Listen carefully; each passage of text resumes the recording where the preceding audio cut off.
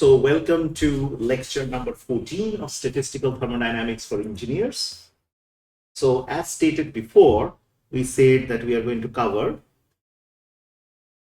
4 postulates of quantum mechanics. 4 postulates, QM, which will be essential for our stat thermo course. Okay? So the first postulate, postulate number 1, is that the state of any quantum system, and this is what we covered in the previous class also, any quantum system can be specified by psi r comma t, which is by the function which is called the wave function. This is what Schrödinger proposed. Okay, the quantity psi into d tau, okay, is the probability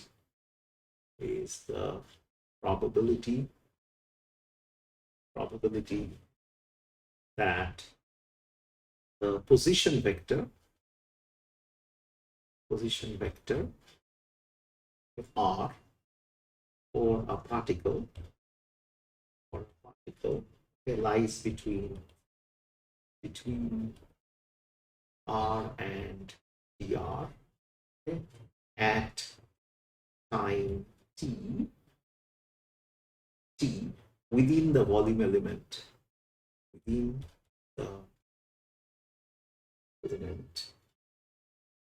theta. Okay, so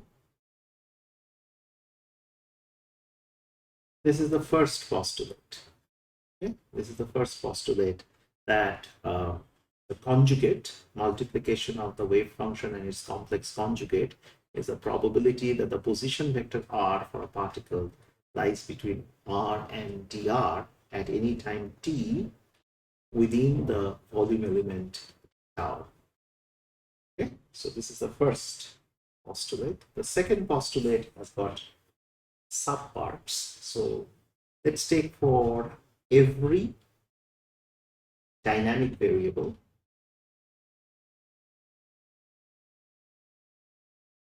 and A, let's say A is any dynamic variable that we can talk about, linear Hermitian operator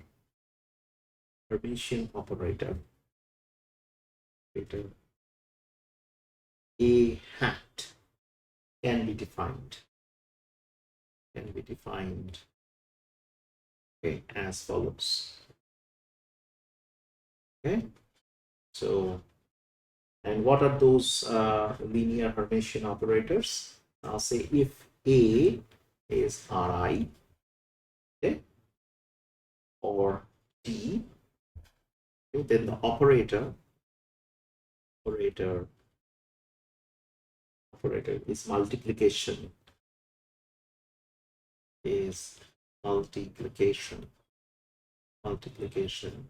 by the variable itself.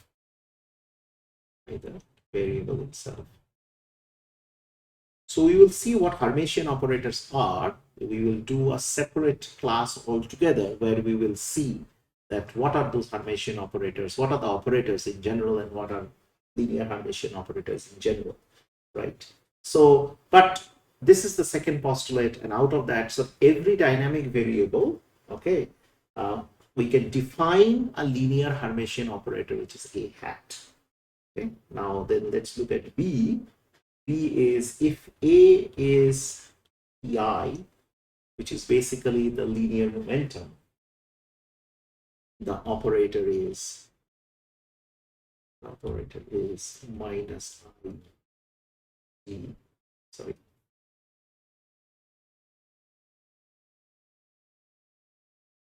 minus I H prime D by, okay, so this is the operator.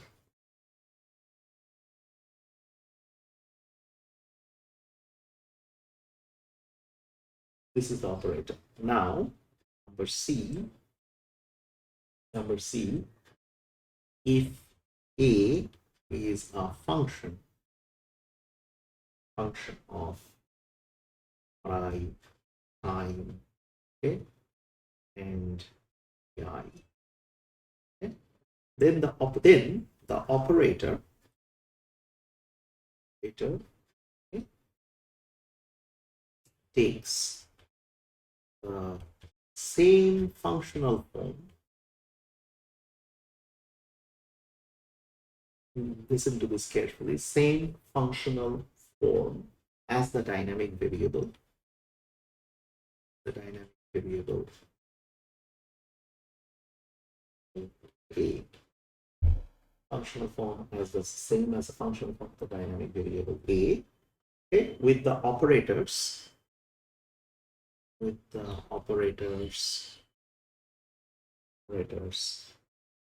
Multiplication by I, multiplication by T, and I bar T by TRI. Okay.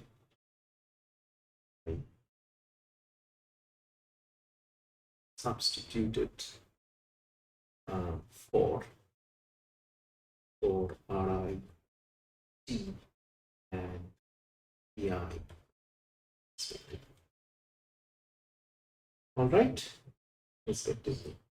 So, and lastly, the operator for energy, operator corresponding to total energy,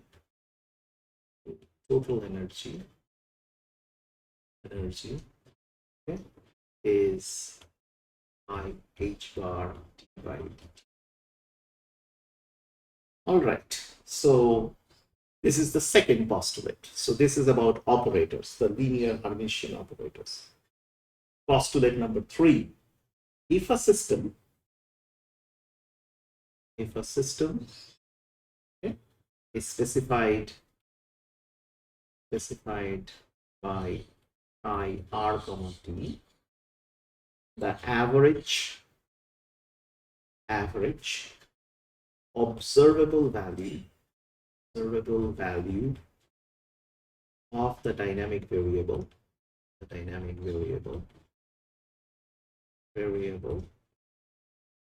A for this state, okay, is given by a average, nothing but acting on this to t tau divided by, okay. So if a system is specified by this, that the average observable value of any dynamic variable A, which is in this case, is given by this. So there is an operator, okay, this is the operator, not A, and which is acting on the wave function, and then you have this, and then divided by the total by the total probability. Okay, so probability across the entire volume, in a sense, for any given time. Now the fourth postulate, the wave function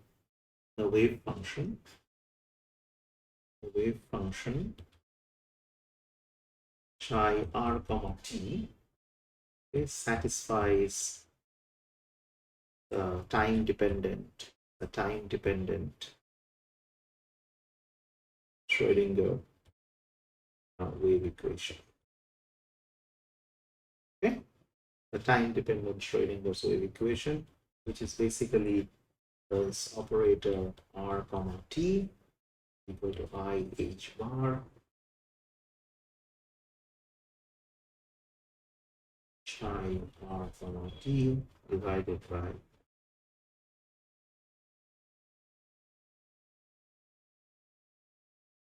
okay. So this is the total. This we already know, where the Hamiltonian operator h bar corresponds to the classical Hamiltonian operator. Which is which acts on t plus. So this is like the correspondence to the classical Hamiltonian. E is the kinetic energy, P is the potential energy. So this is the classical Hamiltonian. Classical Hamiltonian. Okay. So these are the four postulates of quantum mechanics. So these four postulates require some additional stuff as well. So as we can see, the first postulate essentially dictates that psi star into psi is a PDF, or a probability density function. Okay, so this indicates further few things. So this indicates that this quantity, that means psi star by psi, is actually real, must be positive, okay, and should be normalizable. Got it. Okay. So the real and the positive part is automatically satisfied because you are any variable when it is multiplied with its complex conjugate is always real and positive. So real and positive is automatically accounted for. It's automatically accounted for.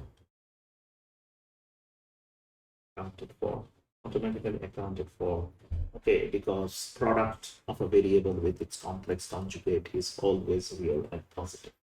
Okay, the usual normalization condition,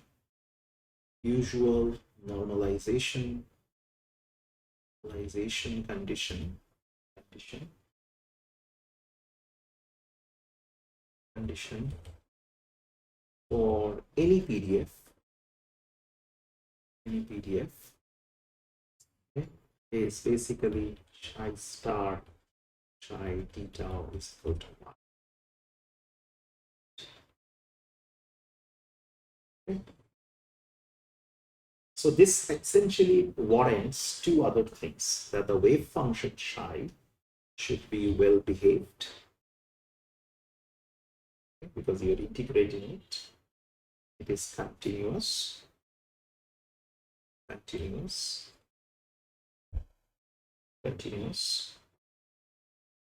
single valued,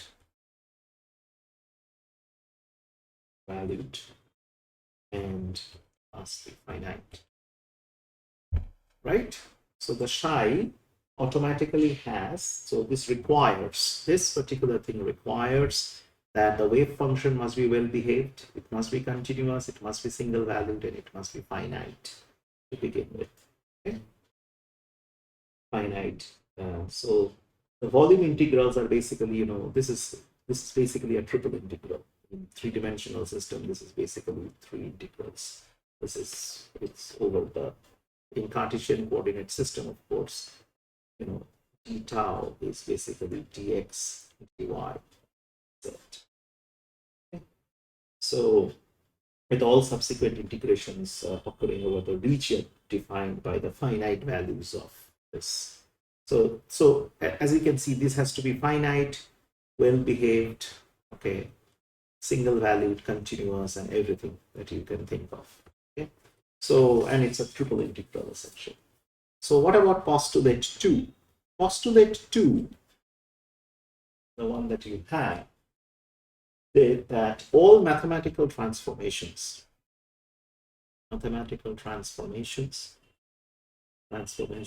in QM, in quantum mechanics, involve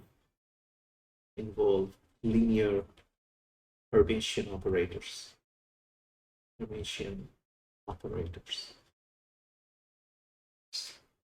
Operator theory,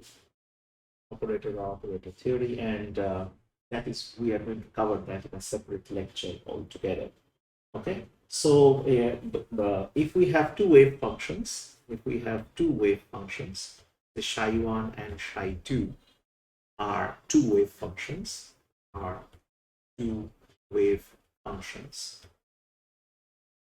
Okay, then operator A acting on psi1 plus psi2, okay, is basically, you can write it as psi1 plus psi 2. So this is what linearity actually dictates. Okay? So this is a condition that is usually followed, right? Okay. The Hermitian operators, however, has another significance. Hermitian operators, okay, prove to be most significant, are most significant when they are applied to eigenvalue problems. When applied to eigenvalue problems. So I request you guys to go and delve a little bit on eigenvalues if you brush up things from your undergraduate math or graduate level math. Okay. So eigenvalue problem, and the eigenvalue problem is this acting on the wave function is equal to A psi. Now here, of course, as you can see, psi is an eigenfunction. Is an eigenfunction. Okay, and A is A that you see here. This A is the associated eigenvalue.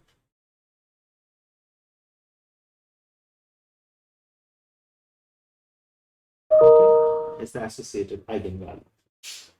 So you can pause a little bit and you can think, oh, does this mean that the Schrodinger's wave equation is actually an eigenvalue problem? Yeah, it is. It is actually a disguised eigenvalue problem.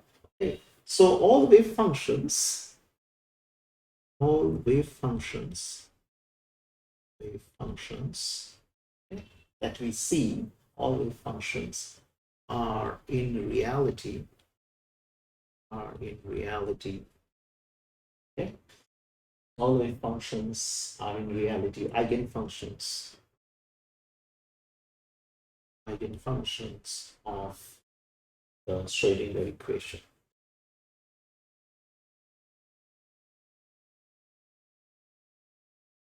So all wave functions are in reality eigenfunctions of the Schrodinger equation. Okay, so that's good. So for Hermitian operators,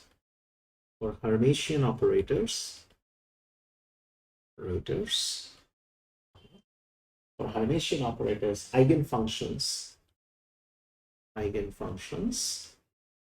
they always form a complete orthonormal set. Always form a complete orthonormal set. Correct. It forms a complete orthonormal set, and eigenvalues are always real. And eigenvalues, which means A, are always real. It's important.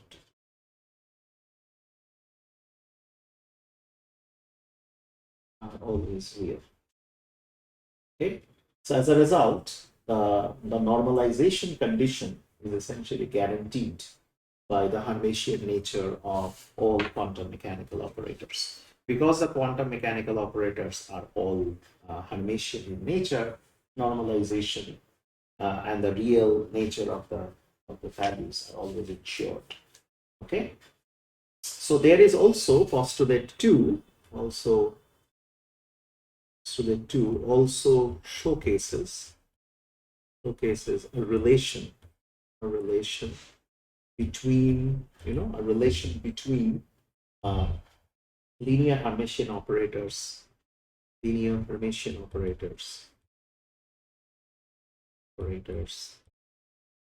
and the dynamic variables, right? And the dynamic variables that we are interested in. Okay, so dynamic variables that we are interested in.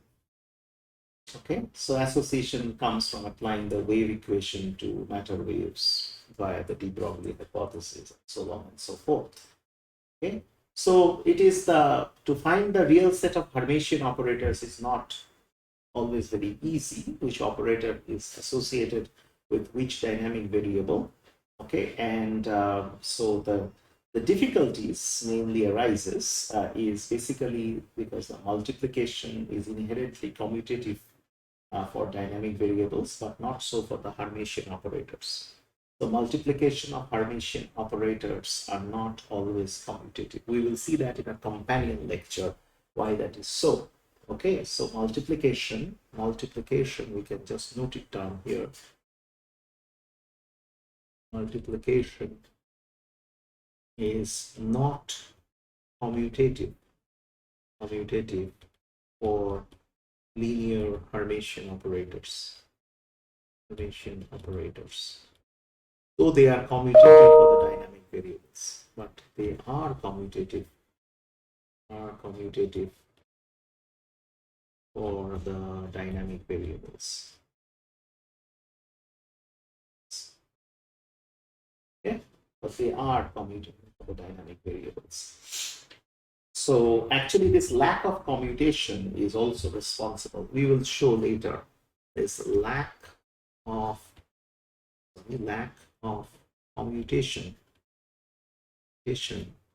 is what is responsible for the probabilistic nature.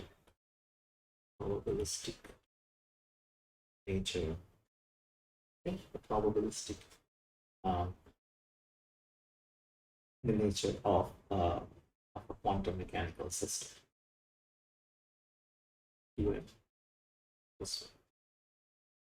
This is an important point, so I'm putting it in a box. Okay, so the postulate 3 now, coming to postulate 3. So we have covered now postulate 1 and 2. Postulate 3 means that the mean physical observations to both PDF defined by postulate 1, linear Hermitian operator by postulate 2, and requires that A operate on the wave function and not on the conjugate of the wave function. Okay, so it is basically means this.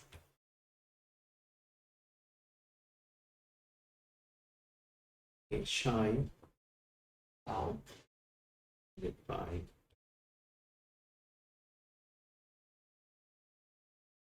equal to A.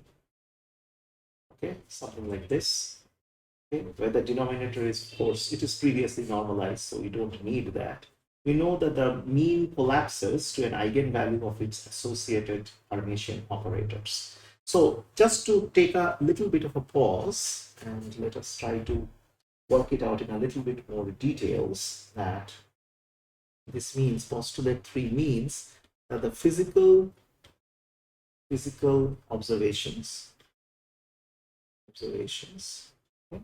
to both the PDF, okay, as is defined by postulate 1, and the linear Hermitian operator,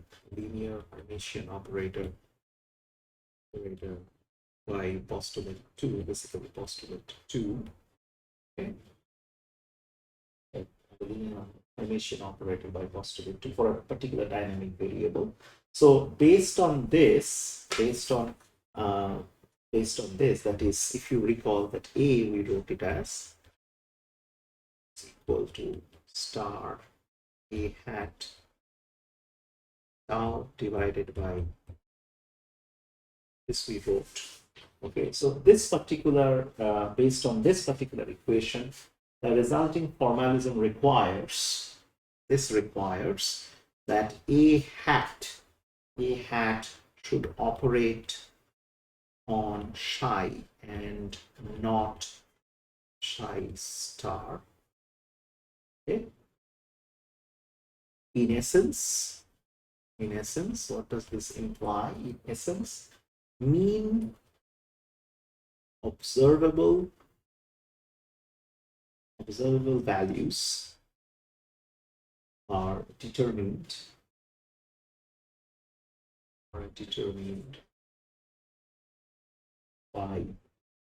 by weighing the dynamic variable by weighing the dynamic variable with its probability of occurrence, with its probability of occurrence, at each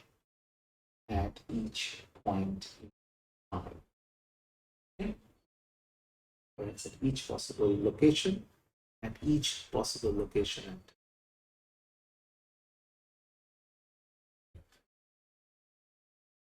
This is like a weighting fraction, like what we saw in the statistics, right? It's like a weight. Okay. Okay. For a linear Hermitian operator which satisfies, however, this A equal to this, okay, we also just observe that A is equal to, A star. This is what we wrote just a few minutes ago. Okay. Here we note that the mean collapses. The mean collapses okay, to an eigenvalue,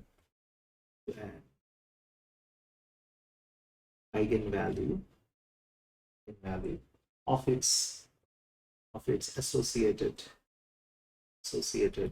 Hermitian operator. Okay, or is associated Hermitian operator. So as a result, the physical observable, as we can see, must be both must be real, okay, and discrete,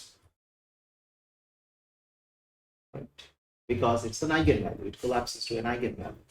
Such behavior constitutes the genesis of quantization. This is what is the genesis of quantization. So you can see how the quantization comes into the picture, because it collapses to an eigenvalue. The mean collapses to an eigenvalue of the associated Hermitian operator that we are dealing with, or the associated Hermitian operator of that dynamic variable. Okay, finally, postulate 4, okay, identifies, equation 5.32, which is basically this, this is a fundamental equation in quantum mechanics. This is a fundamental equation in fundamental law of quantum mechanics. Okay, so time-dependent Schrodinger's wave equation in reality is an eigenvalue problem to begin with. Okay, so this equation can also be written as, remembering that the operator for energy, okay, can be also written as this.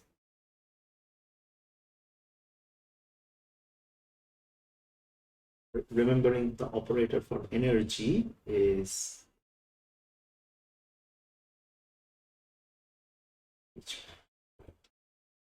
okay. So this is energy. So that is the operator. Okay. So energy denotes an eigenvalue of the Schrodinger's wave equation. So this denotes, if you look at it, it's like an eigenvalue problem, right? Denotes, and so the energy denotes an eigenvalue of the wave equation. This is illuminating. So this further tells you that the energy levels are discrete energy levels. Okay, we have thus, so the discrete energy levels, so the wave equation offers us that energy is an eigenvalue of the wave equation, and therefore it should have discrete energy levels. The discrete nature is automatically comes out of it. So we are therefore on our way to calculate the energy levels, because we need to calculate these energy levels for stat theorem. Okay, so that is the main purpose that we have done over here. We have gone over the 4 postulates, and we have shown what those postulates are. Special consideration on the linear Hermitian operator that you see over here. Okay, thank you so much.